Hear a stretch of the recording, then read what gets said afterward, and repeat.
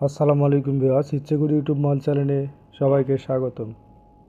আমার চ্যানেলে এখন আপনারা দেখতে পাচ্ছেন একদম নতুন ভিডিও, যে অ্যাকুরিয়ামে কীভাবে মাছ চাষ করা যায়, অ্যাকুরিয়ামে কীভাবে মাছ রাখলে মাছ মারা যায় না এবং নতুন মাছ নিয়ে আসার পরে এই মাছটা সরাসরি দেওয়া যাবে কি না, এই ভিডিওটা দেখলে আপনারা জানতে পারবেন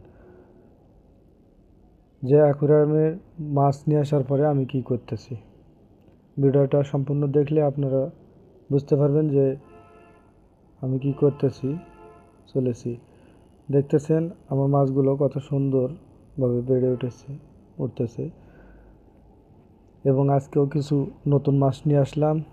আমি চেষ্টা করতেছি এই ভিডিওর মাধ্যমে আপনাদের বোঝাতে যে নতুন মাছ নিয়ে আসার পরে আমি কি করেছি।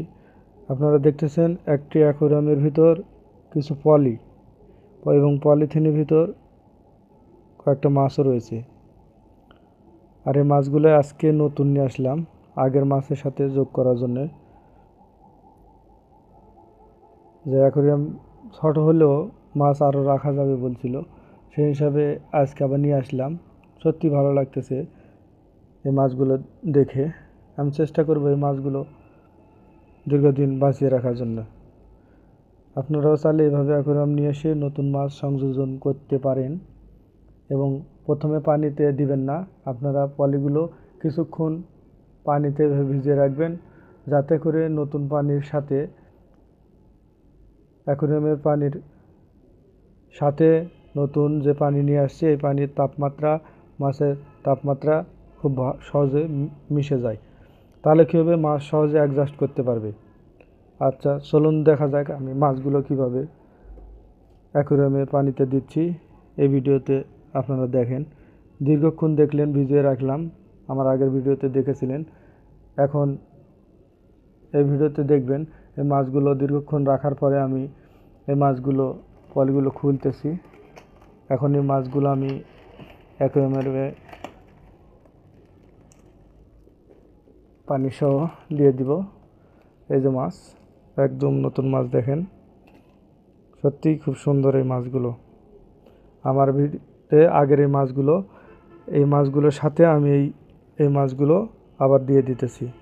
সত্যিই খুব সুন্দর এই মাছগুলো, দেখেন আসলে আমার কাছে ভালো লেগে গেছে। আপনারা অ্যাকুরিয়ামের মধ্যে দিলেই বুঝতে পারবেন যে এই মাছগুলো কীরকম সুন্দর দেখাচ্ছে এবং কতটা তরতাজা। আমি এই যে গিটগুলো খুলে দিতেছি, এই গিটগুলো খুলে ওটা অক্সিজেনটা বার করে দিলাম। অক্সিজেন পাম্পটা আমার বন্ধ করে দেওয়া আছে। এই মাছগুলো এই যে করব, এখন সরাসরি ওই অ্যাকুরিয়ামের মধ্যে এই পানিটা একটু মিক্স করে দিব। একটু মিক্স করে দিলাম, করলাম। একটু গ্লাস নিয়ে ওই পানিটা এটার সাথে মিক্স দিয়ে দিই।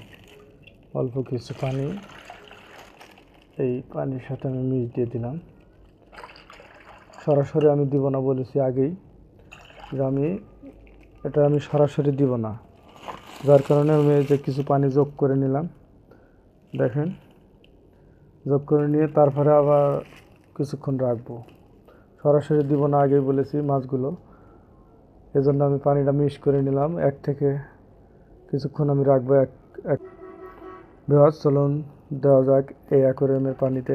এই যে কিছুক্ষণ রাখার পরে এই মাছগুলো হয়তো এখন আমি অ্যাকুরিয়ামে দেওয়ার চেষ্টা করতেছি। আপনারা দেখেন, ওই যে আগের মাছ আর এই যে নতুন মাছ আমি সংযোজন করে দিতেছি।